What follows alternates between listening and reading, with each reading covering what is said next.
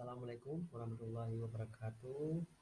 Terima kasih telah diberi kesempatan untuk mempresentasikan rancangan aktualisasi saya yang dibimbing oleh Coach Ira Yulita SSI MSI serta mentor saya Pak Fadlan SKM yang berjudul optimalisasi treatment dan edukasi fisioterapi pada kondisi nyeri pinggang di Polirehabilitasi Medik Rumah Sakit Umum Pd Jaya. Sebelumnya saya ingin memperkenalkan diri saya. Nama saya Rahmat Jeffrey. Saya adalah peserta angkatan 3 kelompok 1 dengan NDH 17, jabatan calon ahli pertama fisioterapi, unit kerjanya di Rumah Sakit Umum Daerah Pd Jaya.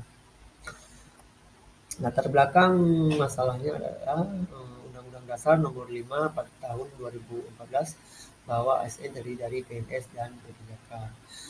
Sebelum diangkat menjadi PNS, statusnya adalah CPNS, di mana diwajibkan untuk mengikuti pelatihan dasar minimal 1 tahun sebelum pengangkatan.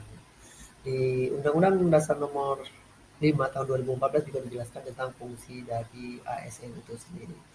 Jadi diharapkan dengan mengetahui fungsi dan kerja masing-masing, kita lebih berkompeten di bidangnya ya.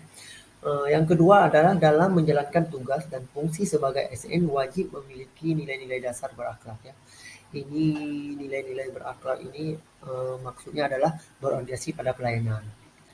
A-nya akuntabel, kompeten, harmonis, loyal, adaptif dan kolaboratif. Ya. Dan ketiga, Rumah Sakit Umum Pd Jaya memiliki layanan fisioterapi di Polirehabilitasi Medik.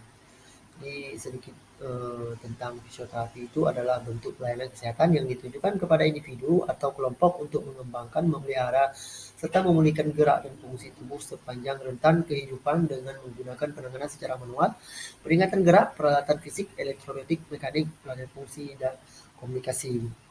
Singkatnya, fisioterapi ini dia menangani tentang gangguan gerak dan fungsi ya. Jadi bisa menggunakan alat, bisa menggunakan terapi latihan gitu, serta edukasi komunikasi terapeutik ya. Dan keempat yaitu saya akan mengangkat tentang nyeri pinggang. Jadi di mana di sini banyak ditemui kasusnya. Saya rasa bukan hanya di sini ya, kalau untuk nyeri pinggang secara umum banyak orang yang mengalami nyeri pinggang dan ini menjadi isu yang menarik untuk kita bahas. Dan selanjutnya yaitu tentang tujuan dari aktualisasi tersebut ini. Tujuannya yaitu agar kami mampu mengimplementasikan nilai-nilai dasar berakhlak. Yang kedua adalah mengambil sebuah isu dan mampu menyelesaikan isu tersebut. Manfaat dari aktualisasi sendiri yaitu untuk meningkatkan pemahaman kami tentang bagaimana mengaktualisasi nilai-nilai dasar dalam berakhlak. Yang kedua adalah untuk mengoptimalkan treatment edukasi pada kondisi low back pain. Isu yang akan kita pilih akan menjadi lebih optimal dengan adanya kegiatan laksar ini. Dan berikutnya visi misi rumah sakit yaitu menjadikan fungsi rumah sakit sebagai salah satu pusat pelayanan yang dapat meningkatkan derajat kesehatan masyarakat Pd Jaya. Ya, dari visinya menjadikan fungsi rumah sakit sebagai satu pusat pelayanan yang meningkatkan derajat kesehatan. Jadi kita usahakan agar pasiennya itu tidak mengalami gangguan kesehatan, utamanya di bidang kami mungkin adalah nyeri ya, yang menyebabkan gangguan gerak dan fungsi tersebut. Dan untuk misinya yaitu sebagai amal ibadah dalam melayani pasien ya. Kedua, meningkatkan kualitas pelayanan, meningkatkan jenis pelayanan, meningkatkan kepercayaan masyarakat, menciptakan lingkungan kerja yang aman dan efisien untuk staf rumah sakit, membangun sistem pelayanan yang islami, menciptakan fungsi rumah sakit selain berfungsi sebagai pelayanan juga dapat berfungsi sebagai fungsi pendidikan.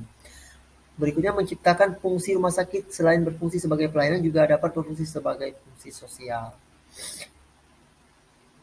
Identifikasi isu. Ada 3 isu yang akan kita identifikasi. Dari 3 isu tersebut akan kita pilih salah satunya. Ya. Isu yang pertama yaitu belum optimalnya pengisian status pasien SIM-RS. SIM-RS ini adalah sebuah sistem informasi manajemen rumah sakit, di mana di sini nanti akan ada keluhan pasien, riwayat pasien, tekanan darahnya, dan lain-lain. Pokoknya tentang catatan medisnya. Salah satunya ada catatan obatnya juga. Jadi kita bisa melihat status dari pasien tersebut. Namun saat ini masih belum terisi dengan baik dikarenakan ada belum faktornya seperti sosialisasi pengisian yang belum optimal ya, serta servernya kadang-kadang bermasalah. Isu yang kedua yaitu tentang treatment fisioterapi pada kondisi low back pain di polyrehabilitasi. Saat ini di polyrehabilitasi medik khususnya untuk pasien low back pain, treatmentnya adalah penggunaan alat yaitu berupa TEN biasanya ya, TEN, namun ada juga ada OS. Namun treatment ini didasari oleh asesmen yang telah kita lakukan ya. Jadi kita akan melakukan pemeriksaan dan baru kita melakukan intervensinya apa yang harus kita berikan. Pada dasarnya fisioterapi yaitu di bidang gerak dan fungsi pada dasarnya melakukan latihan. Latihan ini disesuaikan nanti dengan kondisinya. Ya. Pemberian latihan tujuannya atau gunanya adalah untuk meningkatkan kekuatan dari otot pada kasus low back pain ini yang meningkatkan kekuatan ototnya sehingga ototnya lebih kuat dan pindahnya tidak mengalami sakit. Nanti akan kita jelaskan lagi. Isu yang ketiga yaitu belum optimalnya upaya fisioterapi dalam mempromosikan pelayanan terapi. Ya. Jadi di dalam kesehatan adanya promosi kesehatan ya, ini perlu kita lakukan karena promosi kesehatan ini adalah kita mengedukasi pasien tentang hidup sehat, gaya hidup sehat, pola hidup sehat, di mana itu akan sangat berguna untuk mencegah terjadinya penyakit ya, di mana mencegah itu lebih baik daripada mengobati karena ketika biaya saat menangani yang harus dikeluarkan oleh pemerintah saat seorang mengalami kesakitan, maka biayanya akan besar. Ya. Jadi kondisi ini kita masih kurang, bukan dibilang kurang ya, sudah ada tapi belum maksimal edukasi diberikan. Ya. Bisa jadi kan kurang maksimalnya karena mungkin cara penyampaian. Ya. Karena setiap orang akan memiliki daya tangkap yang berbeda-beda juga ya. Bahasa yang kami gunakan mungkin masih belum dipahami oleh masyarakat. Jadi mungkin ini akan menjadi bahan bahan renungan kami untuk kami evaluasi lagi untuk mendapatkan yang lebih baik lagi. Jadi dari 3 isu tersebut kita analisis melalui tebisan dengan teknik USG, maka kita peroleh poin nomor 2 tentang treatment fisioterapi pada kondisi low back pain adalah isu yang akan kita angkat sebagai aktualisasi kita pada kali ini. Lanjut ke fishbone diagram ya, dimana belum optimalnya treatment fisioterapi kondisi low back pain ini disebabkan belum optimalnya edukasi home program serta latihan yang fisioterapi berikan. Masalahnya adalah belum home programnya yang masih kurang optimal sehingga hasil treatmentnya kurang tercapai ya. Ada berbagai masalah di dalamnya yaitu dari mekaniknya kurang efektifnya latihan jika hanya dilakukan di polyrehabilitasi. Jadi jika pasien hanya melakukan latihan di rumah sakit itu kurang efektif ya. Harus ada latihan nanti lanjutan di rumah. Yang kedua, belum adanya follow up latihan yang dilakukan pasien tersebut. Jadi belum ada video terapi latihan ini. Video ini nanti akan harus kita buat untuk menyamakan persepsi dengan pasien. Kadang-kadang latihan yang kita berikan kadang-kadang pasien lupa ya gerakan-gerakan yang akan kita berikan. Jadi dengan ada video ini pasien bisa melihat kembali dan belajar kembali dan mengulangnya. Kurangnya media informasi berupa banner. Ini media informasi tentang pelayanan fisioterapi di ruang rehabilitasi medik nanti. Atau kita akan membuat tentang langsung ke kasus low back pain-nya. Untuk berikutnya ya itu gagasan kreatifnya ya kita optimalisasi, kita optimalkan. Nah, dasarnya yang treatmentnya udah kita lakukan namun belum optimal. Jadi kita optimalisasi treatment dan edukasi fisioterapi pada kondisi low back pain nyeri pinggang dan tujuannya supaya kita mendapatkan target yang sesuai nantinya. Jadi tingkat kesembuhannya itu bukan tingkat kesembuhan ya, tingkat kenyamanan minimal nyerinya berkurang. Jadi pasiennya bisa melakukan aktivitas sehari-hari tanpa ada gangguan. Jadi dia bisa mandiri lah. Ada beberapa rancangan kegiatan yang akan kita buat. Salah satunya adalah membuat banner yang seperti yang saya di diagram fishbone tadi. Itu membuat banner tentang low back pain nyeri pinggang. Tahapnya mendesain draft banner tentang low back pain nyeri pinggang, mengkonsultasikan draft banner dengan mentor, dokter rehabilitasi medik, dan rekan sejawat, serta mencetak dan menerbitkan banner di Polylab-Negeri. Jadi outputnya akan tersedia banner tentang low back pain di Polyrehabilitasi Medik. Buktinya nanti akan ada foto desain atau foto penempatan dari banner tersebut.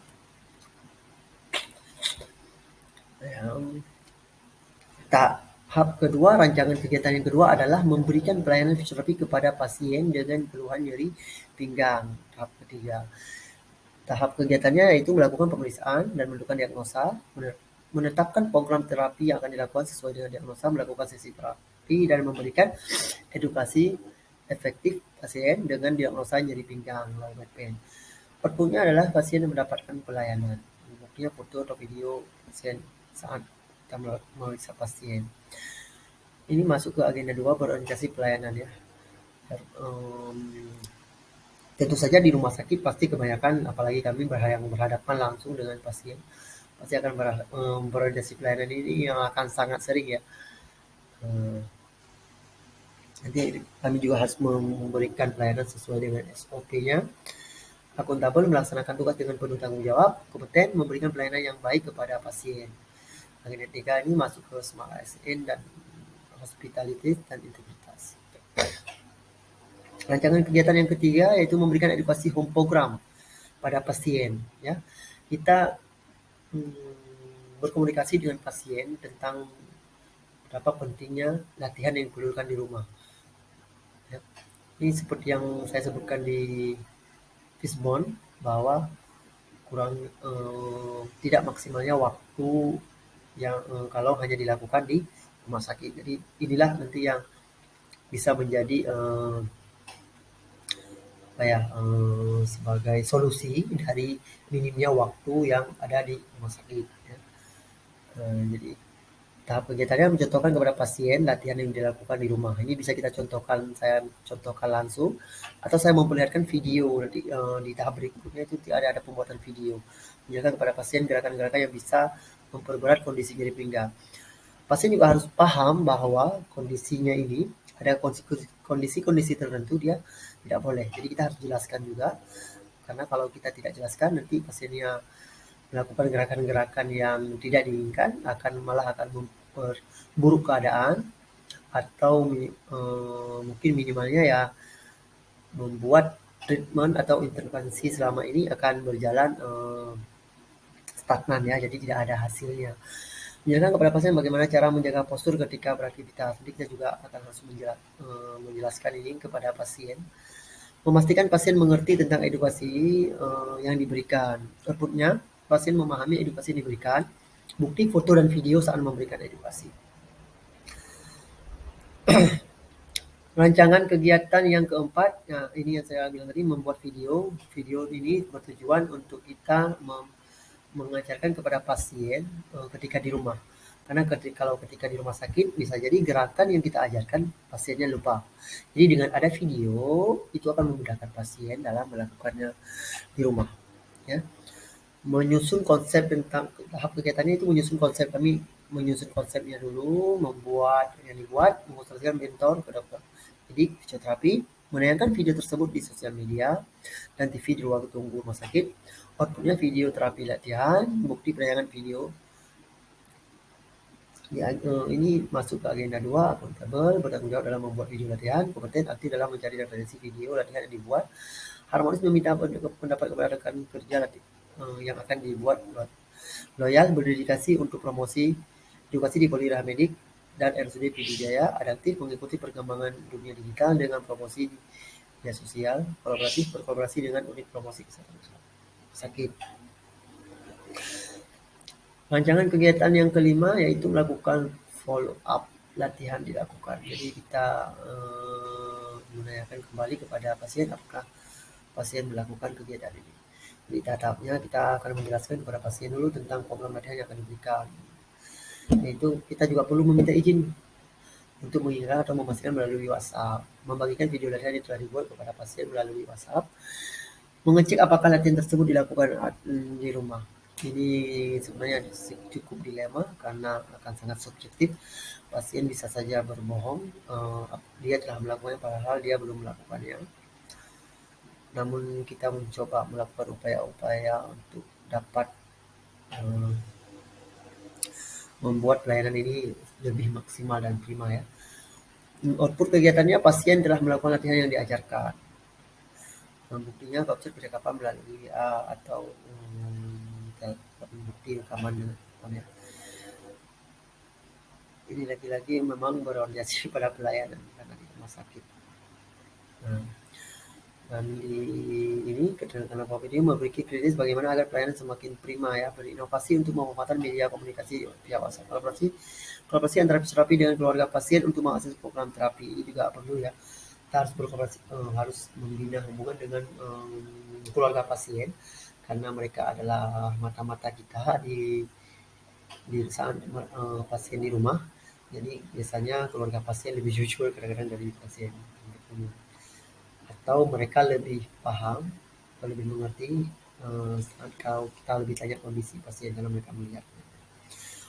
Dan jadwal kegiatan dilakukan saat aktualisasinya akan dilakukan di hari kerja mulai pada tanggal 27 Maret sampai dengan 4 Juni 2023 di Universitas Medik PD Jaya. Demikian yang dapat saya sampaikan, lebih dan kurang saya mohon maaf. Assalamualaikum warahmatullahi wabarakatuh.